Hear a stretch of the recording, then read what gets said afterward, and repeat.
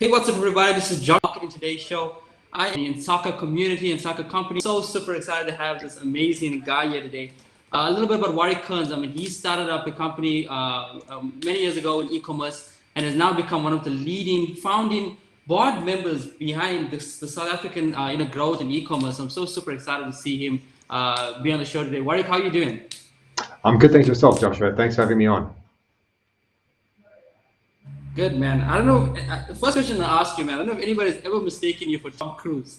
Do you know that you I look have just had like that Tom Cruise? before. Sorry? I wouldn't say so, but many people on our Facebook ads actually do just post memes of Tom Cruise underneath. Yeah, man. When I first saw him, like, what is Tom Cruise doing in South Africa? But it's so cool, man. Speaking of I mean, I'm sure you're not jumping off planes and both from buildings to buildings. So, but I'd I love to wish know, man. Speaking about I need my spare time. yeah. Speaking about Mission Impossible, what is the mission for you as an entrepreneur and for Insaka Group, and what is Insaka all about? Yeah, cool. The word mission is actually a really good word to kind of open that idea up with, because I am on a mission with the Insaka e-commerce academy. I'm on a mission to help entrepreneurs to have an easier route to go from not having a website and not having sales and not having products and not having an online business to being in a position where they have a successful e-commerce business. And the mission itself actually comes from a lot of heartache and a lot of trouble and challenges which I had to endure and overcome from starting in e-commerce 15 years ago, and just having to come up myself like against one wall and then the next, and then something goes wrong and then almost go bankrupt, almost shut the company, have to fire my or like retrench my team, and I made so many mistakes, and I didn't have to. Like if I could have avoided those mistakes if I had access to mentorship, community, training, and support. But the thing is that when I started my e-commerce business, I didn't have that. I didn't have it because it didn't exist. And once I reached a good level of success, like having done over 100 million Rand in online sales right here in South Africa, I saw an opportunity to use my knowledge and my experience to help smooth over the journey for other people. So when they start their mission, it isn't mission impossible. It's more of a smooth ride because they can have access to everything that I wish I had when I was starting out: access to training, mentorship, community, and support. And I think that shows. Like if you look at our free community on Facebook, there's like 26,000 people in there. And like I chuckle to myself when I see questions that come up in that group. A simple question like, which payment gateway should I use? And somebody can post that question today, and within an hour, they've got like 20, 30, 50 responses, and they've got their answers. When I started out, if I wanted to know which payment gateway to use, the only way I could figure it out was by doing like really like in-depth research, comparing one against the other. I'd have to try them. This guy would let me down. This one, when they would, I had a payment gateway, they went bankrupt. Geez, like it would fail, my payments would not go through, and then I would have to try another one to see if they were any better. And it took me years and years to figure out which is the right payment gateway to use. And this was a journey that I had. It was really challenging, and I almost went bankrupt a couple times. But now within soccer, the mission there is to help smooth over that journey, to make sure that people who are starting out right now don't have to make all the mistakes that I made, that they can have a smoother journey. And as the phrase you've used is like, it shouldn't be mission impossible. E-commerce is a great opportunity. It is the opportunity of our lifetime. And if we can just empower entrepreneurs with the tools, the resources, the guidance, the community, the support, it can be way easier than going at it alone. You don't have to be alone. It doesn't have to be a lonely journey. And that is my mission, to answer your question in short. Yeah, that's cool, man. I mean,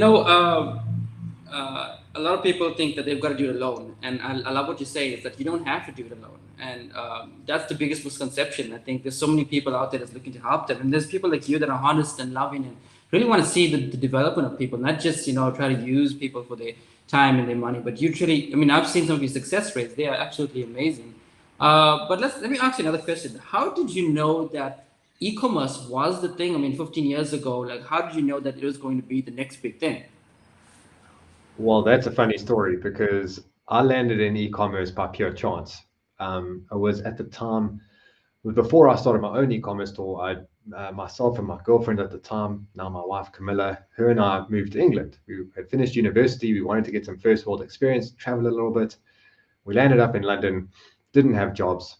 Our rent bill was coming up, and I was just panicking. I didn't have money. I'd sold my car to be able to afford a plane ticket over there. I assumed I could get a job really quickly, and I didn't. And I was panicking. And I just was looking for anybody who would hire me because I needed to pay my rent, so we weren't going to get kicked out. And the job offer that came up was for a startup e-commerce business. And in the interview, they said to me, do you know a lot about e-commerce? Do you know about digital marketing? And I was like, yes. And I was, to be honest, I was just lying through my teeth. I can figure stuff out. I'm a quick learner. So I knew that I could onboard myself really quickly. But I think the first day I started, my new boss looked at me and he saw me typing with my one fingers like on the keyboard, and he knew that I didn't know what I was doing. But they kept Yeah. me on, and they were great guys. And geez, we actually my two bosses and I, we're still great friends to this day. But what happened is that I ended up in a small startup business. It was two founders, one other teammate, and myself, four of us.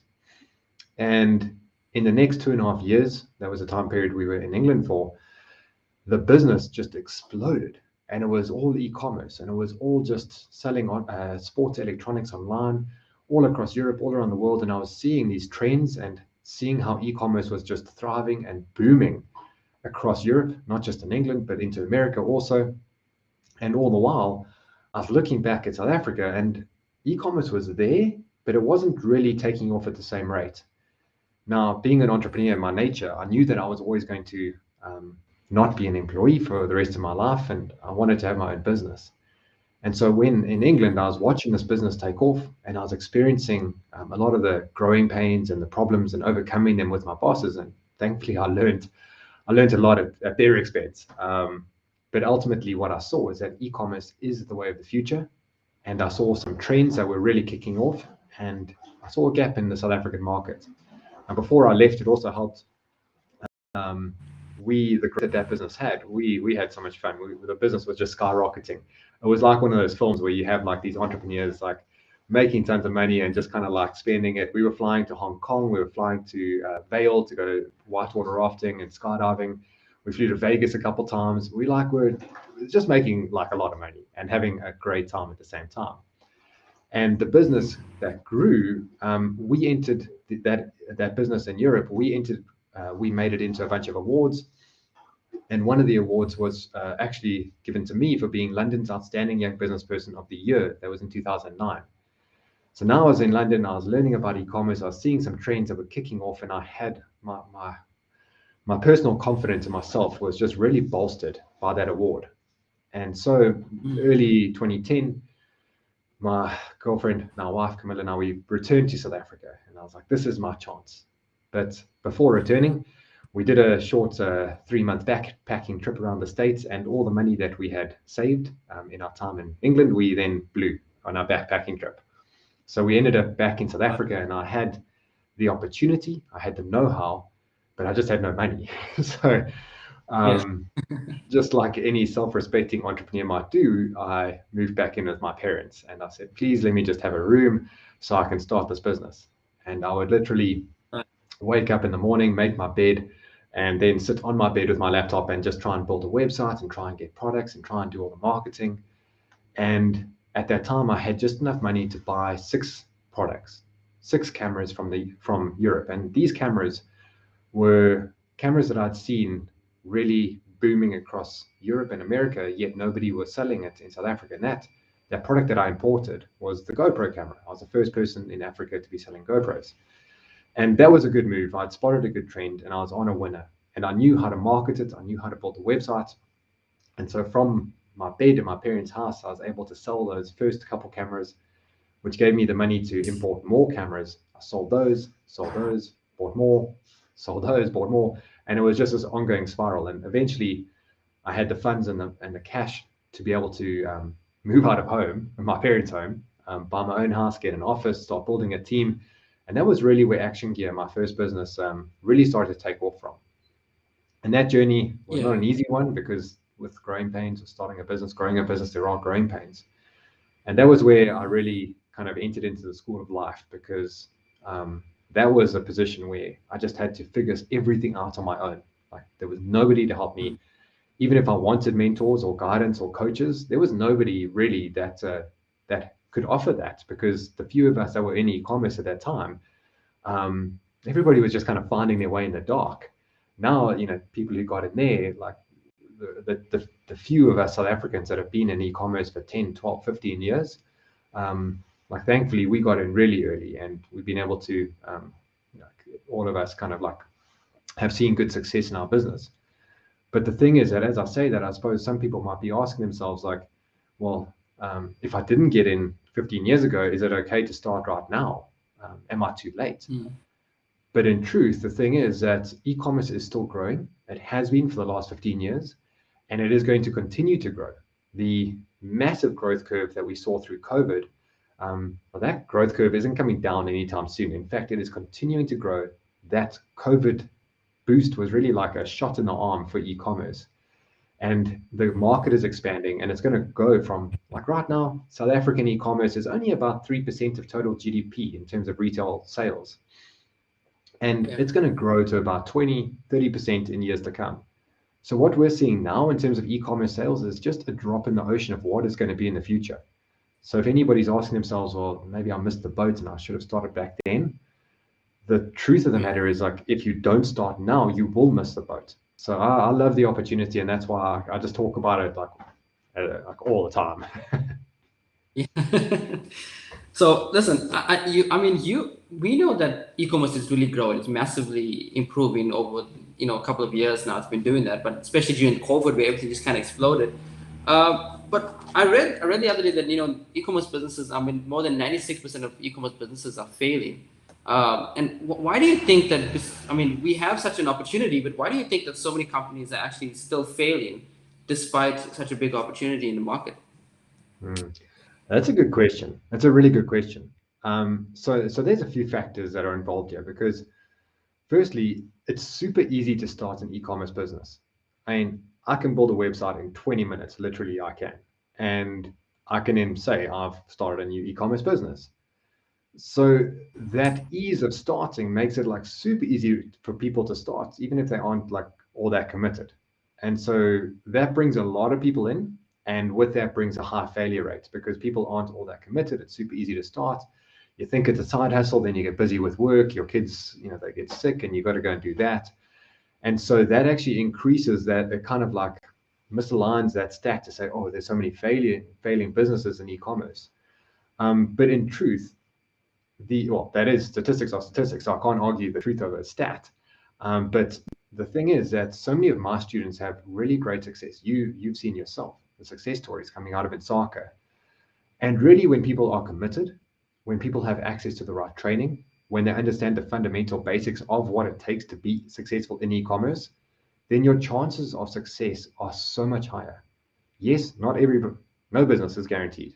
No success is guaranteed, no matter what you're doing, no matter which business you're looking at. But with e-commerce, the thing is that it is easier to start this business than any other business. But you can also start this business with less risk than any other business. It's easier because you can enroll into the free training on my Insaka website, and you can go and build a website yourself. You can do that. You literally can. It's easier than people think. So it's easier to get started than other businesses. There's also way less risk, because let's say you were starting an online not an online shop, like an actual old school brick and mortar shop. Before you can even open your doors, you need to buy inventory. You need to fill the shop with stock. You need to buy shelving. You need to do like some fancy shop fitting, make it look pretty. You might need to hire 1 or 2 people to help you run that shop. Now, there is a massive risk. Let's not forget the fact that you have to sign a rental lease for like 6 months, 12 months, 2 years. This is before you even open your doors and you even know if this business is going to work. Whereas with e-commerce, you can build a website today, you can launch it, and you can do that in your spare time. And if it doesn't work out, if you're one of those stats of people that it just didn't happen for, then you haven't signed yourself into a 2-month year lease. You haven't hired a bunch of people. Now, letting go of people, that's a whole nother conversation in South Africa. But it is less risky. So this actually attracts like a major amount of people into e-commerce, which is why the skewed stats of people, like there's a higher number of people that fail. But really, if people just understand the fundamentals of being successful, and really, let's go back to the very first stepping stone of seeing success within e-commerce, it's finding the right product to sell online. Because you could end up building the most amazing websites under the sun, and it could be really pretty, it could have all of the nice graphics, and it could look amazing. But if you have a product that isn't going to sell, then you're not going to sell anything, you're not going to have success. So finding the right product is really a big push in terms of my training for my students, so that they can find the right product before they even come into the e-commerce market, before they even think about building their sites. And that's really the focus. Like if anybody listening to this is wondering like if they can get into e-commerce, if they could have a successful online store, I would encourage them to kind of withdraw themselves from the urges of trying to learn about digital marketing and like social media and Facebook ads, because that sounds like something that you need to know about. But stop, because what you really need to do in the beginning is find a good product. Only once you've found a product, then you can look at building your site, getting it live, and then looking at Facebook ads and digital media and social media and all of the other stuff. If you get caught up in learning that stuff now, you're going about it the wrong way. And to help people do that, I think one of the most valuable free resources on the Ensaka website is our suppliers list, because finding a good product is one thing. Another challenge altogether is convincing a supplier to work with you, to supply you. And so to help overcome that hurdle, to smooth over these speed bumps, to make it less mission impossible, one of the great resources on the Ensaka website is our suppliers list, where we've gone and spoken to our community, to our students, and we've taken and curated a list of like over 100 suppliers right here in South Africa who have put their hand up to say, hey, I'm willing to work with you right now. These suppliers, their products are already selling well online. They have a wholesale margin, so they can sell it to you at a wholesale price, and you can sell it at a retail price and make your profit margin in between. Now, it's really hard to find winning products and to find suppliers, and we've solved that problem for people. So I reckon that's a great resource for anybody who's thinking about getting started out. That's a great place to start out.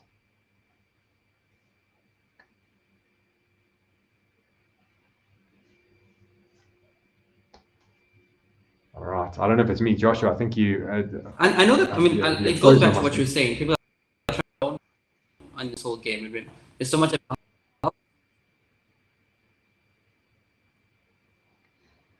Can you hear me now? I'm with you. Yes. Can you hear me? All right.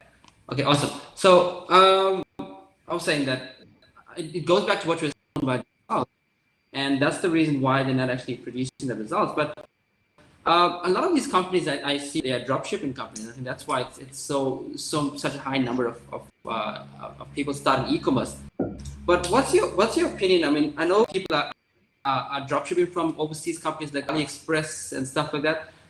So what is your opinion on doing that? Is that a viable product from AliExpress or from overseas? Because remember something, that when we look at South African suppliers, like one of the challenges I know we face is that getting the variety of products and getting that you were talking about before. We've got to. I mean, I find that South African suppliers, international suppliers that have so much of different products out there. So how do we combat that? And is AliExpress or things from overseas a viable? Yeah. So a good question, and I'd love to say yes, because geez, it would be amazing if you could be sitting in South Africa and sell to customers local or anywhere else in the world, and just order the product when you get a sale and make your money and get it delivered to the customer's door within 1 or 2 days. But let's break it down and actually break that question down into drop shipping from AliExpress into first world countries, Europe and America, Australia, versus or second conversation about drop shipping from AliExpress into South Africa.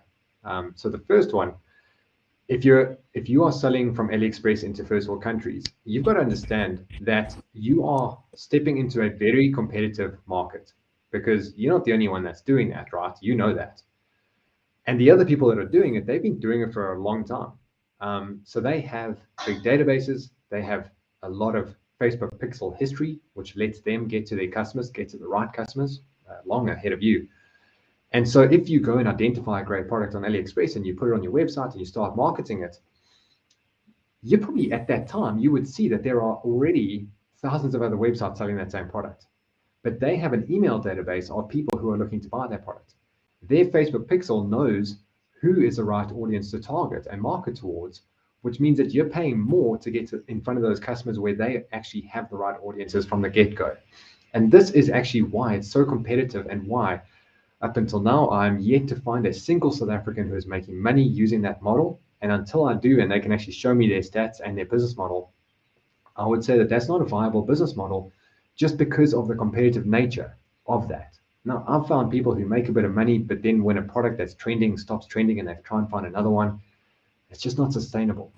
And so that, for me currently, until we can find an alternative way of doing it, it's not a very attractive model. I wouldn't be going there myself. So the alternative is to dropship from AliExpress into South Africa.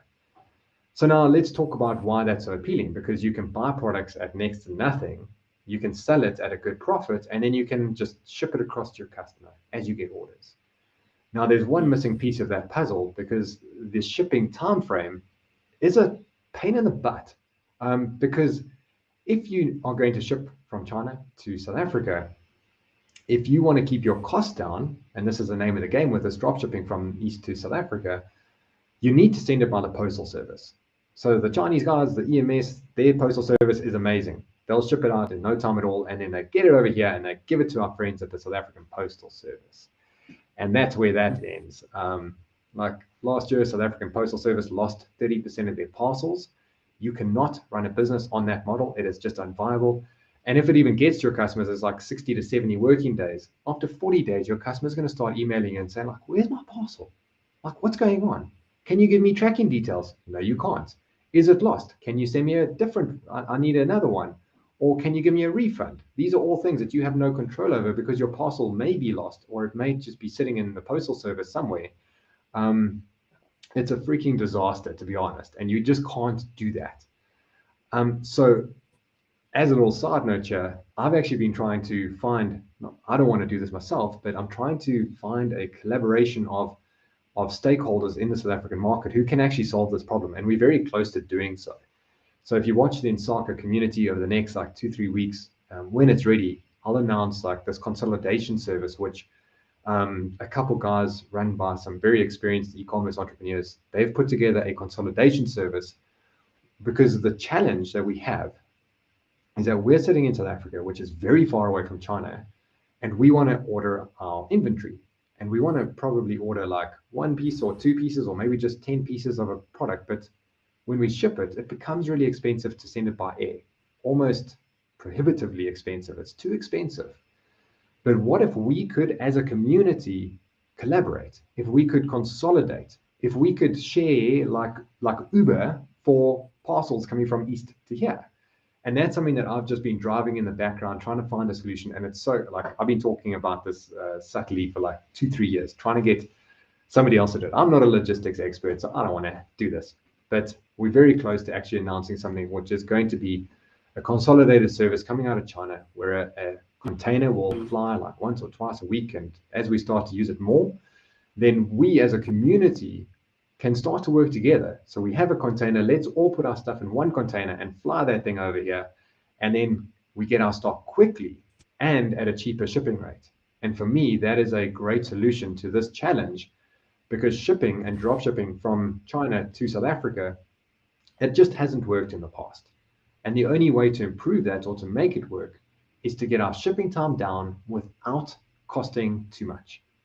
And that is not an easy problem to solve, but soon I'll be announcing a solution, which is amazing. And so that is actually a really good, a good innovation in the market, which is going to be announced shortly. I haven't actually talked about this too much, so you heard it here first, folks.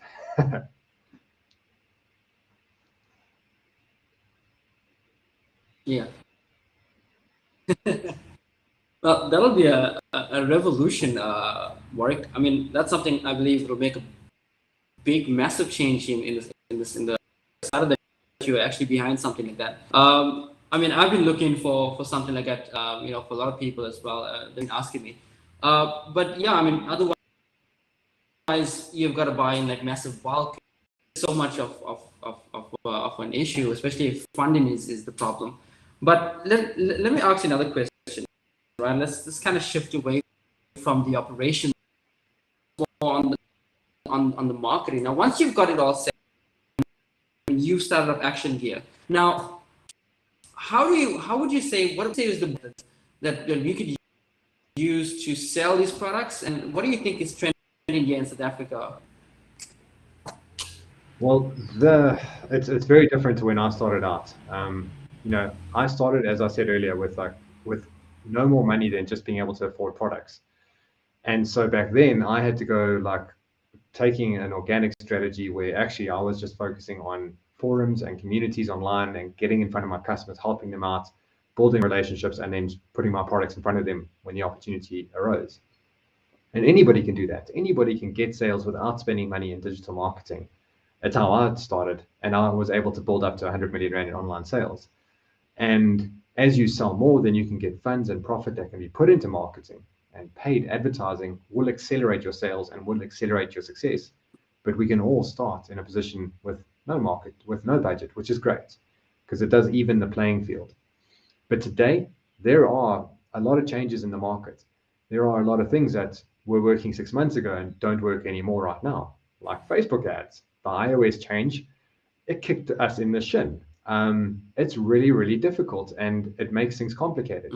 So in terms of what we're doing at Insaka, we're actually shifting a lot of our budget away from Facebook into YouTube because there we can have more control. But YouTube and Google has its own headaches altogether. But there's a lot of different changes and a lot of trends that are going to start kicking in. One of the changes in the trends, which I was talking to my next level students about yesterday, we were doing a big coaching session there. And next level is like my premium students, everybody who's already selling online and wanting to grow their business and grow their sales. That's my serious members. And I was doing a coaching session with them and talking about the trend that's coming up around chatbots and having not just a computer thing replying to customers, but having artificial intelligence built into a chatbot that can guide a customer to make the purchase. And when you set these things up, you actually do go through a wizard, so you can guide and build the tech to start the way you want it to start. However, as customers engage with it, the chatbots, these artificial intelligence chatbots, actually learn and start as they are on your site longer and longer. They will start to actually improve your conversion rate by offering better solutions and guiding customers to the checkout and to making a payment way better than in the beginning. So this is a great innovation. It's something that I'm actually coaching my members about quite a lot, and bringing the right tools and the right answers, like finding the right tools and giving it to them. And I feel like that's going to be an exciting innovation moving forward.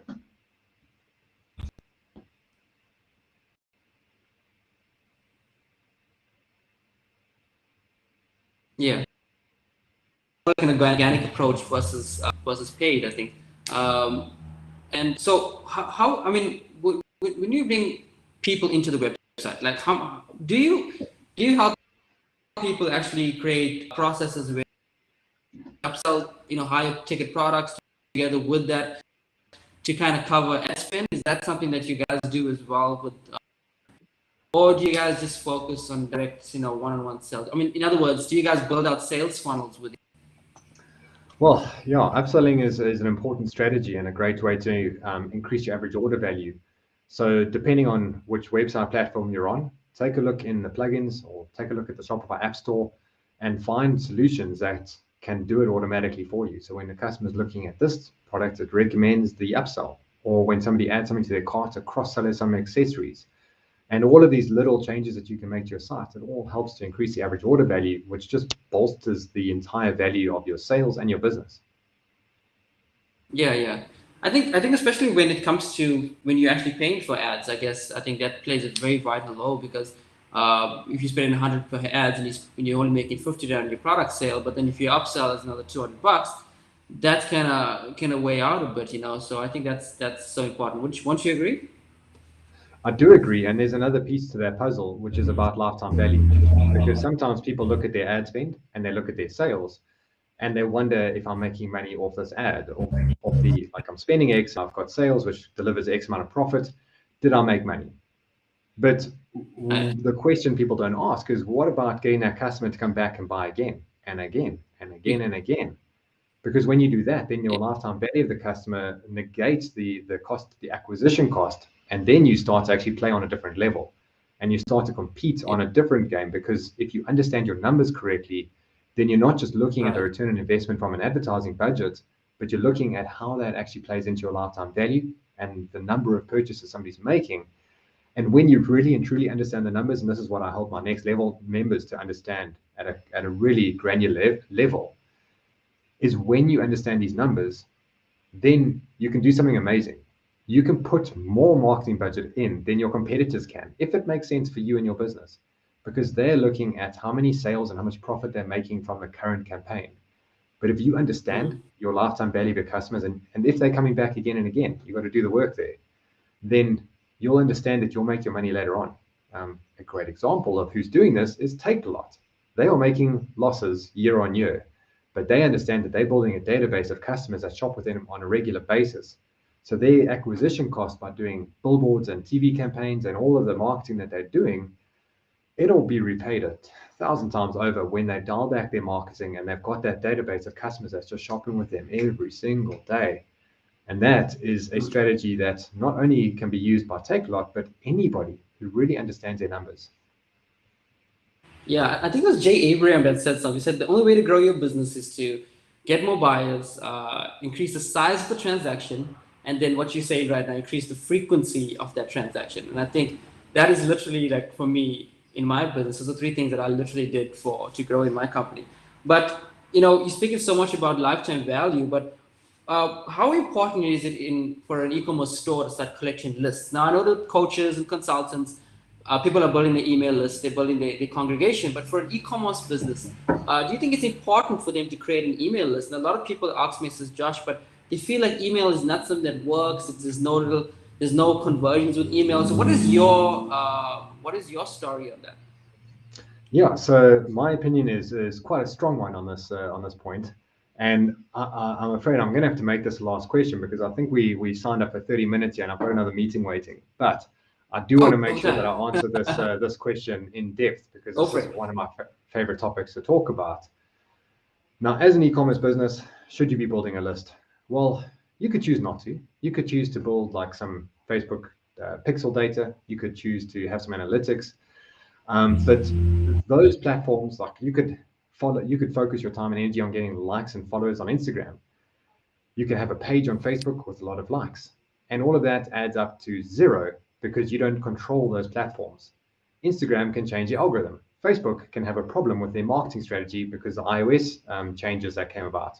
You have no control over those platforms. And every time there's a change, people moan and moan and moan because they're like, oh, why? Why? Woe is me. The truth is that building an email database is the only digital asset that you can own, that you can control. And if an e-commerce business is not building their email database, then they are missing out on building strength and value in their business. Absolutely, the long-term value of a business is largely dependent on the current growth of their email list. The long-term forecast of sales can be determined by the current growth of your email list. It is the one thing that everybody should be focusing on. And it's one of the reasons that I say, like, a lot of people just want to focus their attention on selling on Takealots. I'm like, that's great because you get your products in front of customers from day one. Yes, they take a lot of the money, but if you've got profit margins, you can make a lot of money too. But the trouble there is that you don't own the customer experience. You're not building a brand. You certainly don't have an email list there. And Takealot could kick you off. They could change your algorithm. They could start selling the product that you're selling. If you have an email list, it is the only digital asset that you can control. Because if you're using MailChimp and you don't like MailChimp anymore, you can export your list out of MailChimp. You can put it in Klaviyo or wherever else you want to go. It's really it is a big move that a lot of people miss out on. And you could build a business for 2, 3 years and not build a list. And one day you will realize the value of building a list and you would kick yourself for not having done it from the beginning. And really and truly, the value of a business, if anybody looks at you at any business and they want to look at your numbers in your database and maybe you want to sell your business, if you don't have a big email list, then you're missing out. You're missing out on value and sustainability, because in the event that Facebook changes their algorithm and you can't advertise there, maybe your Instagram page gets shut down, maybe your Take Lot seller account gets shut down, what are you left with? You're left with your website. But how do you get traffic to your website? The only way is through email marketing. And it does work. It does convert if people do it right. I got a lot of training on this for my next level members, because there are so many fundamentals that people miss out. And let me give, and this will be the just as we're wrapping up here, like I see so many online sellers doing this wrong, in terms of how they structure an email campaign or an email newsletter for that matter. Now, at the very basics of the training that I give to my premium members, let's go through the basics here. The subject line, most important piece of the puzzle. The subject line has one job. The subject line's job is to get people to open the email. That's it. And to do that, you've got to use curiosity, you've got to catch their attention, you've got to have a hook. Then the next part of the journey is the email copy. The copy is so important. The email itself and the copy has one job. The job that it has is to get people to click to go through to your website. And the call to action and the curiosity and the hook there has to be so clear and so concise and structured in a way that does lead people to want to click and want to go through to your website. And once they're on your site, that's where your website conversion rate optimization comes in, to get people to find the product that they want and to add it to their cart and to just check out smoothly, easily, with no friction. And that's a journey from sending an email. And sometimes I see emails where the subject line is like sale. It's like delete. It's got, you got to start at the top, and it's a process. You got to, every single email that you send, it doesn't take hours to do this, but just put some thought into the structure of your email subject line, the copy, the call to action, where it's landing, and then take them through that journey so that they actually make a purchase. And when you do it correctly, emails do convert. Awesome. Warwick, how can somebody reach you? Where is it, insaka.com or is it insaka.co.za? It's insaka.co.za. So on the website, Okay. There's all the free resources to help people get started. And there are also an equal amount of resources for anybody who's already selling online, if they want to grow their sales and improve their site and optimize their conversions and scale their business. All right, awesome. Well, thank you so much, Warwick, for your time. Really appreciate it. Wish I can keep you here the whole day and just answer questions for our people here. But we've got to get down to business as well. So I'm so super excited that you showed up, and I just want to let the guys know here today. If you want to get a hold of Warwick, there's a supplier list. I think that's an amazing thing we spoke about. Go and get that, start your e-commerce business. If you're already in business and you want to start growing it, Insaka, I think Insaka Group is one of the things you can join, as well as with the site, which is Insaka.